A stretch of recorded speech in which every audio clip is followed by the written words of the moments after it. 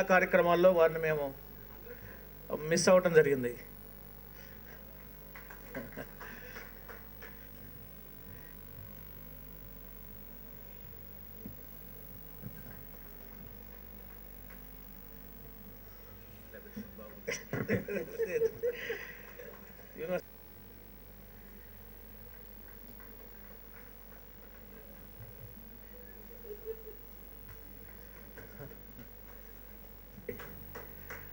మీ అందరికీ తెలుసు, ప్రభుత్వ ఉద్యోగం అంటే చెడు వినకు, చెడు కనకు, చెడు చూడకు, చెడు మాట్లాడకు. సరే, వారిద్దరి యొక్క సందేశాన్ని వినటానికి మనమందరం ఎదురు చూస్తున్నాం. నా మటుకు నేను జనతా పార్టీ వ్యవస్థాపకులు, వారి సత్తా ఎంతో అప్పుడప్పుడు నిలుస్తున్న డాక్టర్ జయప్రకాష్ నారాయణ గారు ఒక ముఖ్య అతిథి సందేశం ఇస్తారు.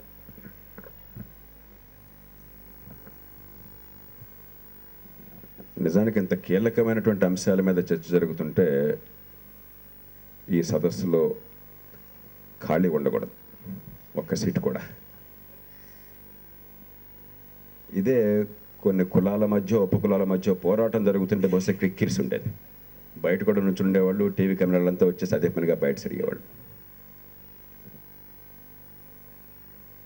ఒక రకంగా మన భావదారిద్ర్యానికి ఇది చిహ్నం.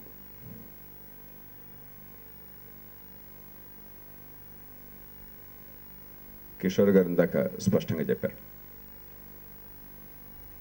కొన్ని వేల సంవత్సరాల అవిచ్ఛిన్నమైనటువంటి ఈ చరిత్రలో చాలా భయంకరమైనటువంటి విషవృక్షాలు ఉన్నాయి, దారుణమైనటువంటి పునాదులు ఉన్నాయి. దీనిలో మనం గర్వించే మంచి ఎంత ఉన్నదో, మనం సిగ్గుపడాల్సిన, తల వంచాల్సిన చెడు అంత ఉన్నది. ప్రపంచంలో బహుశా మరెక్కడ కూడా పుట్టుకతో మనిషి నుంచి వేరు చేసి ఒకళ్ళు ఎక్కువ ఒకళ్ళు తక్కువ, కేవలం పుట్టుక కారణంగానే, మరే కారణం లేకుండా అని చెప్పని దాన్ని వ్యవస్థీకృతం చేసినటువంటి పరిస్థితి ఇంకెక్కడ కనరాదు. కీర్తిశేషు అల్లు రామలింగ గారు నా దగ్గర ఇప్పుడు ఒక పద్యం చదివినిపిస్తుండేవాడు. అజ్ఞాత కవి రాసిన పద్యం అది. ఆ పాదాలు నాకు సరిగ్గా గుర్తులేకపోయినా దానిలో కొన్ని మాటలు స్పష్టంగా గుర్తున్నాయి. పాముని సుబ్రహ్మణ్య స్వామిని పూజించేటువంటి సమాజం ఇది. కుక్కని భైరవుడు అని పూజించే సమాజం ఇది. గద్దని గరుత్మంతుడు అని పూజించే సమాజం ఇది. సరే, కోతిని హనుమంతుడని పూజించే సమాజం ఇది. ఇన్ని జంతువులను ఎంతగా పూజిస్తున్న ఈ సమాజంలో కనీసం సాటి మనిషిని గౌరవించే సంస్కృతి లేదా అని చెప్పి నాకు అవి అద్భుతంగా అడిగాడు. అంటే ఒక విషవలయంలో అందరినీ కూడా భాగస్వాములు చేశారు. దాని నుంచి బయటపడడం చాలా అపారమైనటువంటి ఆలోచన శక్తి, అంతకు మించినటువంటి గుండె బలం ఉంటే తప్ప సాధ్యం కానంతగా ఈ సమాజంలో అందరినీ కూడా బానిసలు చేశారు.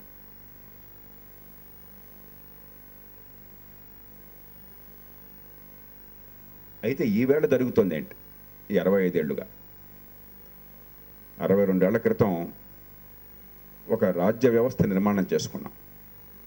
ఒక సమాజంలో ఎన్ని పొరపాట్లు ఉన్నా కూడా మనం ఊహించినటువంటి ఉదాత్తమైన విలువలకి అద్దం పట్టే రీతిలో, మనం కోరుకున్న రీతిలో సమాజ పునర్నిర్మాణం సాధ్యం కావడం కోసం చెప్పని కొన్ని రాజ్యాంగ వ్యవస్థ నిర్మాణం చేసుకున్నాం.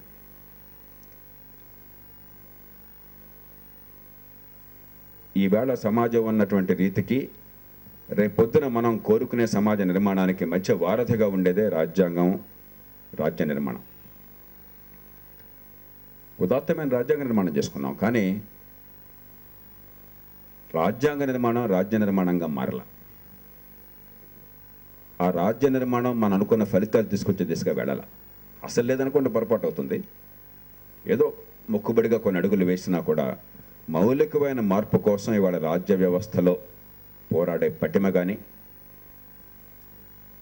జరగవలసిన ఏర్పాట్లు కానీ కరువైన ఈ నేపథ్యంలో మనం మాట్లాడుకుంటున్నాం. లేకపోతే 65 ఏళ్ల పాటు స్వపరిపాలన చూసిన తర్వాత 62 ఏళ్ల పాటు ఒక ఉదాత్తమైన రాజ్యాంగాన్ని అమలు చేసుకున్న తర్వాత ఇదంతా చారిత్రక అవశేషంగా ఉండాలి. ఎందుకు దీన్ని గురించి ఇంత ఆలోచించాల్సి వస్తుంది మనం?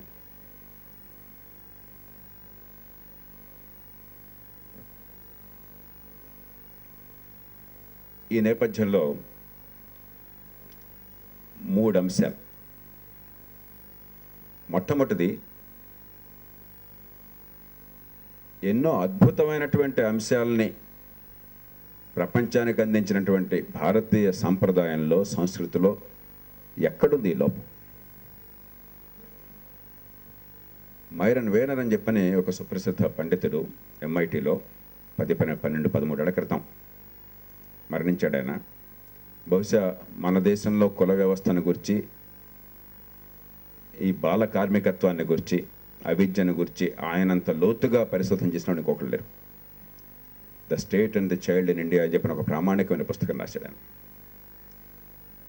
ఆయన ఒక విలువైన విషయం చెప్పాడు. ఎందుకని భారతదేశంలో వామపక్ష భావాలున్నవారు, కమ్యూనిస్టులు, సోషలిస్టులు కూడా ప్రతి బిడ్డకి మంచి ప్రమాణాల విద్య కావాలని చెప్పని గట్టిగా పట్టుబట్టలేదు? ఇది చాలా కీలకమైన ప్రశ్న. ప్రపంచమంతటా కూడా కమ్యూనిజాన్ని మీరు అంగీకరించినా తిరస్కరించినా, సోషలిజం వివిధ రూపాల్లో ఉన్నదానికి మీకు ఇష్టమైన లేకున్నా కూడా, నియంతృత్వం ఉన్న దేశాల్లో, ప్రజాస్వామ్య దేశాల్లో కూడా సోషలిస్టులు చేసిన గొప్ప పని ఏమిటంటే విద్యకి, ఆరోగ్యానికి పెద్దపీట వేసి ఆ సమాజంలో దాన్ని ప్రతిష్ఠించారు. ఒక్క భారతదేశంలో తప్ప. భారతదేశంలో కమ్యూనిస్టు లేక వామపక్షాల భావజాలం చాలా బలమైన ప్రభావాన్ని చూపెట్టింది. రాజకీయంగా అధికారం వచ్చుండొచ్చు, రాకపోవచ్చు, కానీ 2 తరాల పాటు మన చర్చని, బహిరంగ చర్చని, మన భావజాలాన్ని శాసించింది. అలాంటిది ఎందుకు ఈ దేశంలో జరగలేదు? కనీసం ఆ పార్టీలు అధికారంలో ఉన్న చోట కూడా గణనీయమైన ఫలితాలు ఎందుకు రాలేదు? కేరళలో వచ్చినాయని చెప్పంటే అందువల్ల కాదు, అది కేవలం నారాయణ గురు వల్ల, ఒక సామాజిక ఉద్యమం వల్ల. అది రాజకీయ ఉద్యమం వల్ల రాల, ఒక సామాజిక ఉద్యమంలో స్వతంత్రానికి పూర్వం వచ్చింది. దానికైనా ఓ కొత్త ఓ ఎక్స్ప్రెషన్ పెట్టాడు, సైకాలజీ ఆఫ్ క్యాస్ట్ అన్నాడు. కులాన్ని నువ్వు పాటించవచ్చు, పాటించకపోవచ్చు, కుల వ్యవస్థను పాటించకపోవచ్చు. చాలామంది నిజంగా కుల వ్యవస్థను పాటించరు, నిజంగా వాళ్ళ కులం అంటే పట్టింపు లేదు.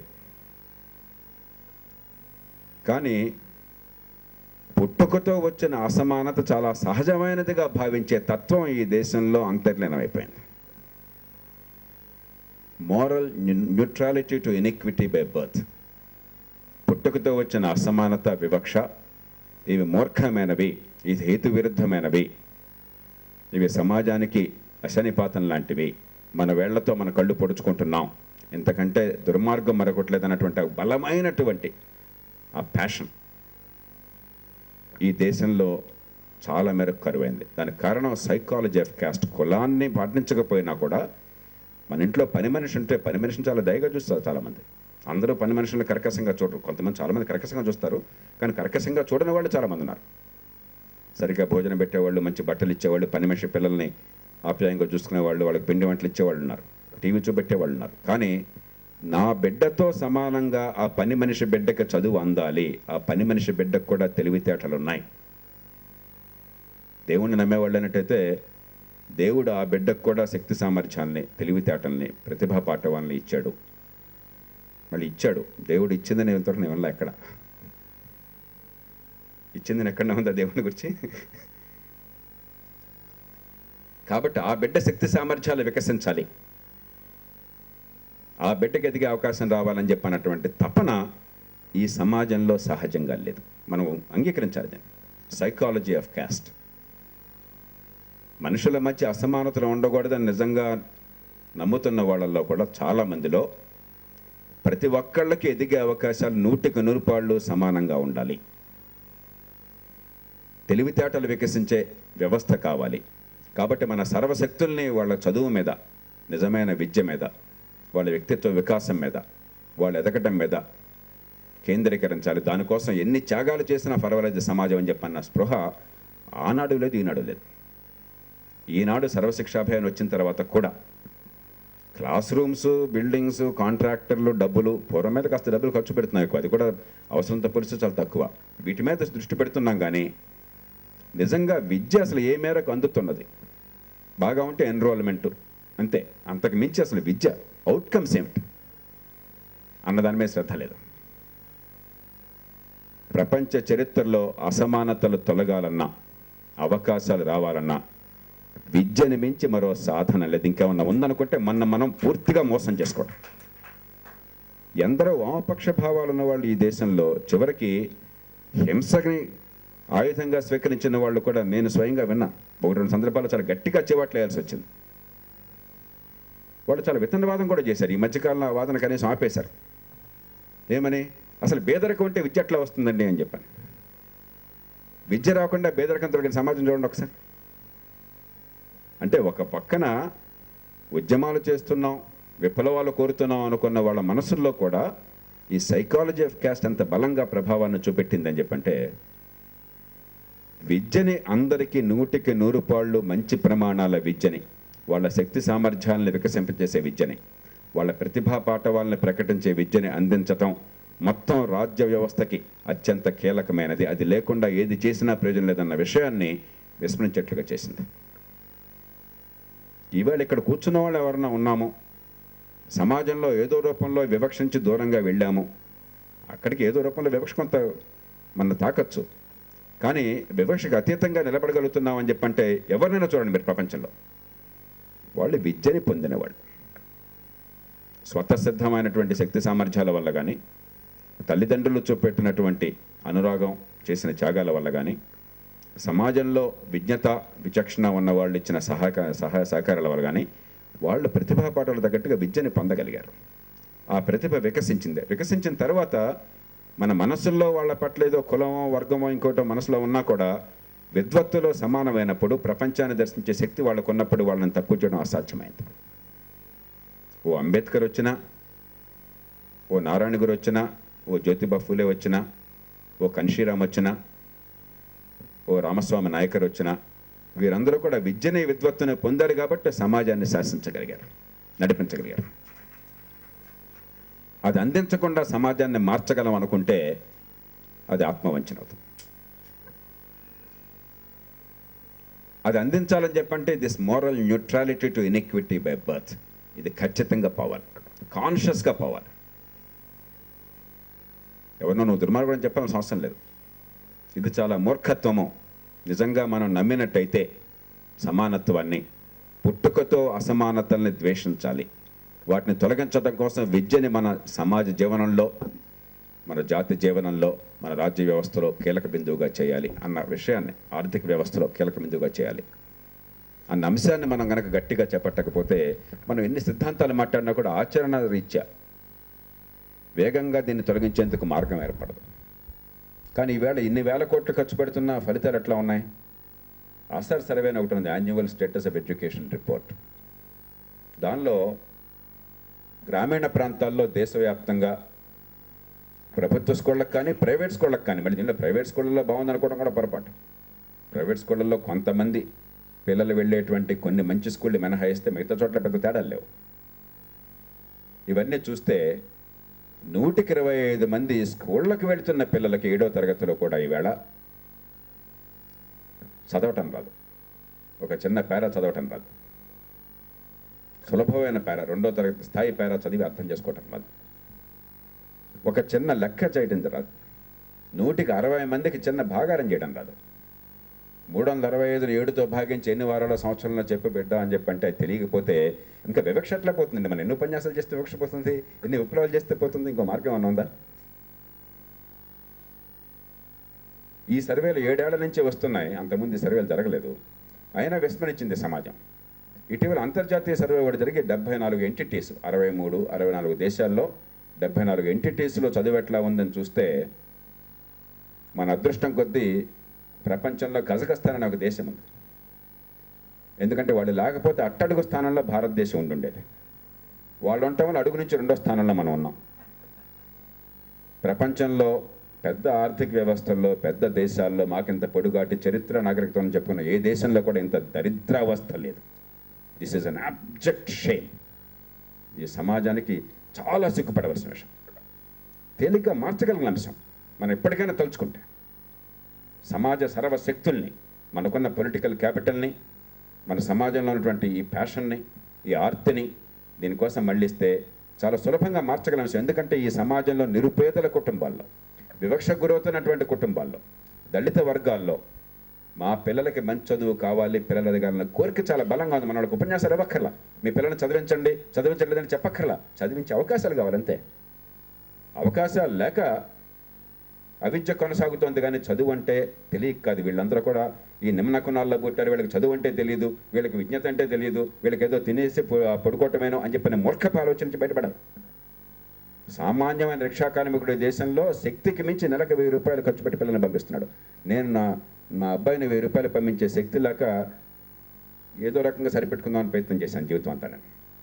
కానీ ఈవేళ ఒక సామాన్య కార్మికుడు కూడా నెలకు 1000 రూపాయలు అంటే ఆలోచించట్లేదు. కానీ అయినా కూడా చదువు అందట్లా. డిమాండ్ ఉంది, నా బిడ్డలకు చదువు కావాలి, పిల్లలు ఎదగాలని చెప్పిన కోరిక ఉన్నది. ఆయన కోరికని తెచ్చే శక్తి కానీ ఆసక్తి కానీ సమాజానికి, రాజ్య వ్యవస్థకి లేదు.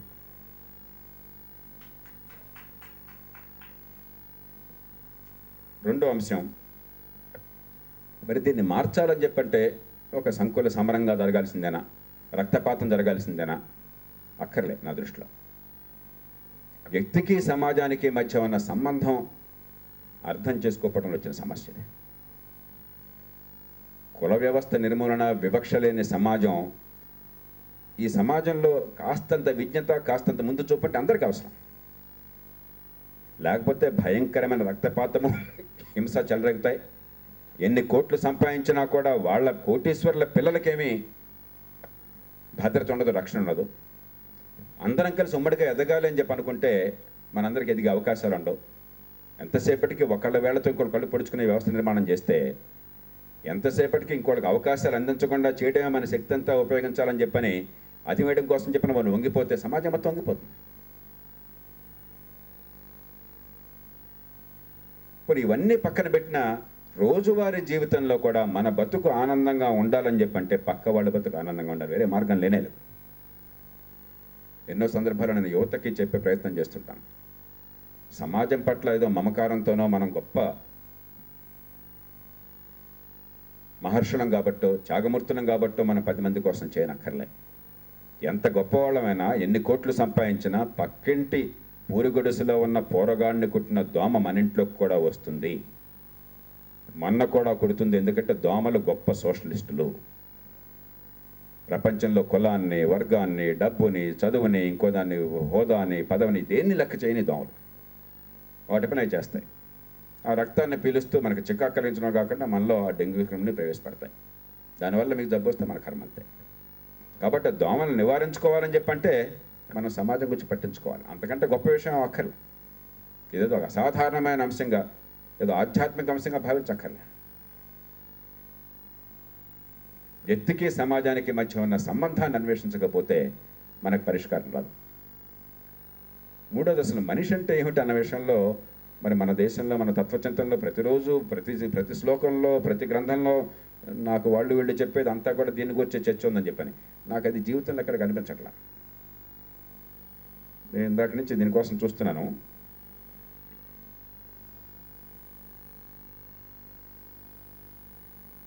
ఈ మ్యాప్ ప్రపంచంలో మనిషి ఎక్కడి నుంచి ఎక్కడికి ప్రయాణం అయ్యాడని చూపట్టేది. దాదాపు 70,000 ఏళ్ల క్రితం ఆధునిక మానవుడు వచ్చాడు. ఆధునిక మానవుడికి అంతకుముందు మానవ జాతికి మధ్య మౌలికమైన తేడా భాష. ఒకసారి భాష రాగానే హోమోసేపియన్ అయ్యాడు. అది వచ్చాక 70,000 ఏళ్లలో ఆఫ్రికాలో, కెన్యాలో పుట్టిన మనిషి ఈవేళ ఇక్కడ హైదరాబాద్ తెలుగు విశ్వవిద్యాలయంలో కావచ్చు, లేకపోతే కరీంనగర్లో కావచ్చు, శ్రీకాకుళంలో కావచ్చు, ఉత్తరప్రదేశ్లో కావచ్చు, బీహార్లో కావచ్చు, చైనాలో కావచ్చు, జపాన్లో కావచ్చు, ప్రపంచమంతటా కూడా ఆఫ్రికాలో పుట్టిన మనిషి ప్రయాణం చేసి వలసపోవటం వల్ల వచ్చింది. మనం అందరం అక్కడి నుంచి వచ్చిన వాళ్ళం. దీనికి చాలా సుస్పష్టమైన, కాదనడానికి వీల్లేనటువంటి ఆధారాలు చాలా బలంగా ఉన్నాయి ఈవేళ. This is a scientifically proven fact, it's no longer a conjecture. చివరికి అమెరికా ఖండాలకు కూడా, ఓ పక్కన అట్లాంటిక్, మరో పక్కన పసిఫిక్ మహాసముద్రం ఉండి ఒక పెద్ద ద్వీపంగా ఉన్న ఉత్తర దక్షిణ అమెరికా ఖండాలకు కూడా మనిషి ఇక్కడి నుంచి వెళ్ళాడు. ఎట్లా వెళ్ళాడు అంటే ఐస్ ఏజ్లో ఆ బేరింగ్ స్టేట్స్లో అలాస్కాకి, ఏషియా ఖండానికి చెందినటువంటి సైబీరియాకి మధ్య ఐస్ బ్రిడ్జ్ ఉన్నది. ఆనాడు సముద్రం అంతా కూడా కొన్ని వందల మైళ్ళు అదంతా కూడా ఆ ఐస్తో నిండి ఉంది. దాని మీద నడిచి వెళ్ళాడు. బతుకు తెరువు కోసం అని చెప్పని, ఆహారం కోసం అని చెప్పని సైబీరియా నుంచి మనిషి అలాస్కా వెళ్ళాక 1000 సంవత్సరాల కాలంలో 8000 మైళ్ళు from the northern tip of north America to southern tip of south America 8000 మైళ్ళు ఉంది. ఈ మొత్తం 1000 సంవత్సరాల్లో కాలనైజ్ చేశారు. మనమంతా ఒకే సంతతి చెందిన వాళ్ళం. జన్యువుల్లో ఏ రకమైన తేడా లేదు. అలాగే 70,000 ఏళ్ల క్రితం మౌంట్ టోబా అని చెప్పని ఇండోనేషియాలో ఒక అగ్నిపర్వతం బద్దలైంది. దాంతో మానవాళిలో చాలామంది చనిపోయారు. కేవలం 3,000 మంది మిగిలారని చెప్పని వాడి శాస్త్రజ్ఞులు అంచనా. ప్రపంచంలో ఎక్కడున్నా సరే ఆనాడు మిగిలిన మనుషులంతా కలిసి 3,000 మంది. మనమంతా 3,000 మంది సంతతి. ఆఫ్టర్ ఒక చిన్న గ్రామం జనాభా ప్రపంచం మొత్తంలో ఆనాడు ఉంది మిగిలిన జనాభా. ఇంతటి మహావిశ్వంలో ఈవేళ ఖగోళ శాస్త్రజ్ఞులు మనకు చెప్పేది బహుశా ఒక 20,000 కోట్ల నక్షత్ర మండలాలు ఉన్నాయని చెప్పాను. 200 బిలియన్ అని చెప్తారు. అది కూడా సరిగ్గా ఎవరికి తెలియదు, అంతకంటే ఎక్కువ ఉంటాయని చెప్పాను అంచనా. ఒక్కొక్క నక్షత్ర మండలంలో మన మిల్కీ వే లాంటి దానిలో 10,000 కోట్ల నక్షత్రాలు ఉన్నాయని అంచనా. అంటే మొత్తం విశ్వంలో ఉన్న నక్షత్రాల లెక్క చూసినట్టయితే 200,000 కోట్ల నక్షత్రాలు.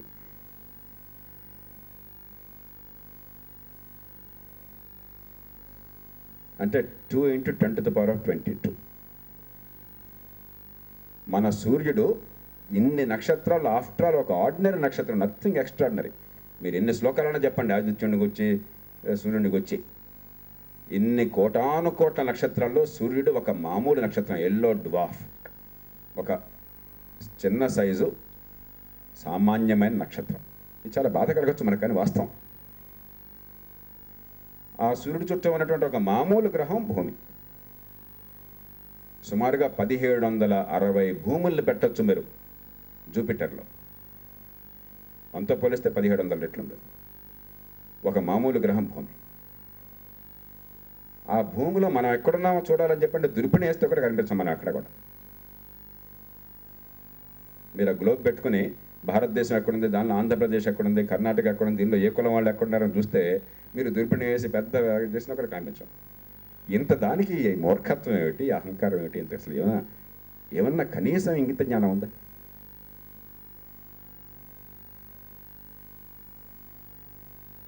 ఈవేళ ప్రతి బిడ్డకి ఈ మౌలికమైన విషయాలు అందాలి. ఈవేళ ఈ రాజ్య వ్యవస్థకి, సమాజం మొత్తానికి విద్య కేంద్ర బిందువు కావాలి. ఈవేళ వ్యక్తికి సమాజానికి మధ్య ఉన్న సంబంధాన్ని ప్రతి పౌరుడు అన్వేషించే రీతిలో బహిరంగ చర్చ సాగాలి, సంస్థాగత ఏర్పాట్లు కావాలి. అవి జరగాలంటే విద్య మొట్టమొదటి మాత్రం. 2, ఈ రాజకీయాన్ని సంస్కరించకపోతే, రాజ్యాధికారము అని చెప్పంటే కోట్ల రూపాయల ఖర్చు, ఆ తర్వాత సంపాదన, ఏ కులం వాడు వెళ్ళినా కూడా అదే రకం తీరు వస్తున్నట్టయితే, ఇందాక కిషోర్ గారు చెప్పారు, కన్షీరామ్ చేసింది ఒక అసాధారణమైనటువంటి పోరాటం, విజయవంతమైన పోరాటం. కానీ రాజ్యాధికారం కేవలం వాళ్ళు నిర్వహించే రీతిలో వీళ్ళు కూడా నిర్వహిస్తారని చెప్పంటే ఆటగాళ్ళు మారుతారు, ఆట నియమాలు మారవు. దానిలో ఉన్నటువంటి సామాన్య పౌరుల బతుకు మౌలికంగా మారదు. కాబట్టి రాజ్యాధికారం వచ్చే తీరు మార్చకపోతే, కేవలం రాజ్యాధికారం మారితే చాలు, అది వచ్చే తీరు మార్చకపోతే మనం ఈ ప్రజాస్వామ్య భావాన్ని సమాజంలో చూపించలేం, కుల వ్యవస్థ నిర్మూలించలేం. 3, అధికారాన్ని జనం చేతికి ఇవ్వకపోతే, ఏ వార్డు కావాడు కనీసం కొన్ని ఊళ్ళ సముదాయం, ఊరంటే మళ్ళీ ఆ ఊళ్ళల్లో ఇందాక కిషోర్ గారు చెప్పినట్టుగా దళిత వాడు వేరు, మంగళవాడు వేరు, చాకలివాడు వేరు, అలాంటి ఊళ్ళని మనం ఆ రొమాంటిక్ నోషన్ అక్కర్లే. కానీ ఊళ్ళని కలిపి కొన్ని ఊళ్ళ సముదాయానికి పూర్తి అధికారం, ఇదిగో మీ పన్ను డబ్బు, ఇదిగో మీ బతుకు తెరువు, ఇదిగో మీరు ఏం చేసుకుంటారు, మీరు నిర్ణయం చేసుకోండి, మీ అవసరాలు మీరు తెచ్చుకోండి, మీ నాయకత్వాన్ని మీరు పెంచుకోండి అని చెప్పన్నట్టయితే చాలా వేగంగా ఈ సమాజంలో సమానత్వ భావన వస్తుంది, ఈ రాజ్య వ్యవస్థని మార్చగలం. చివరిది పాలిటిక్స్ ఆఫ్ ఇండివిజువేషన్. ఈవేళ కుల వ్యవస్థ ప్రభావం నుంచి బయటపడ్డ వాళ్ళందరూ పెద్ద మహాత్ములేం కాదు. వీళ్ళు ఇంగిత జ్ఞానం ఉన్నవాళ్ళు, వాళ్ళ స్వప్రయోజనం అర్థమైన వాళ్ళు. మా అమ్మాయికి బాగా చదువు కావాలి, ఆ అమ్మాయి ప్రయోజనాలు కావాలని చెప్పంటే మనం ఆలోచించేది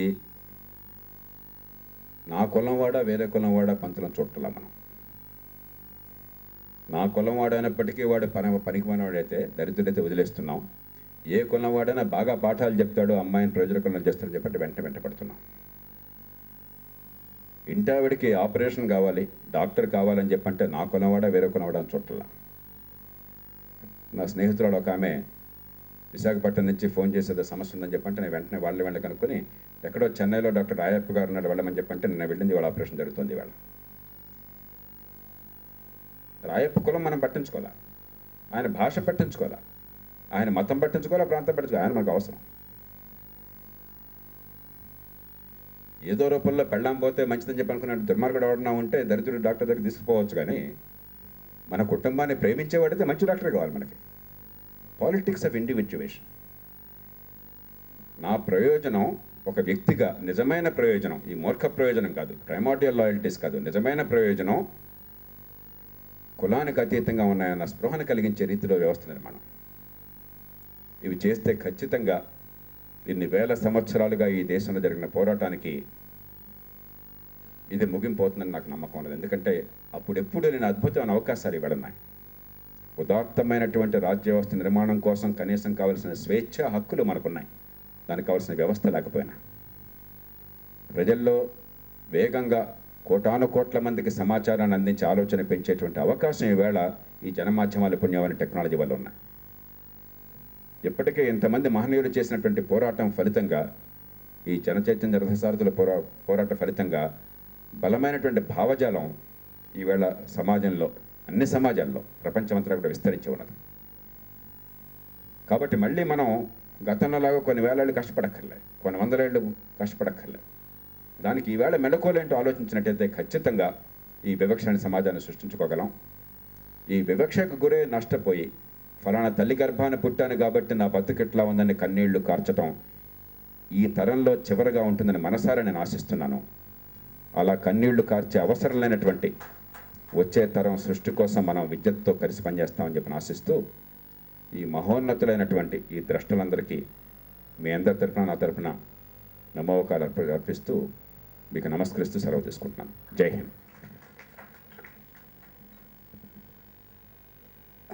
డాక్టర్ జయప్రకాష్ నారాయణ గారు పరోక్షంగా అంటే విద్య గురించి చెప్తూ ఆ లక్ష్యాలను దృష్టిలో ఉంచుకొని తెలుగు విశ్వవిద్యాలయం ముందుకు వెళుతుందని, అందుకు వారి సహాయ సహకారాలు అవసరమని మనవి చేస్తున్నాను. ఇప్పుడు ఆరూరు సుధాకర్ వారి బృందం చేత ఒక గీతం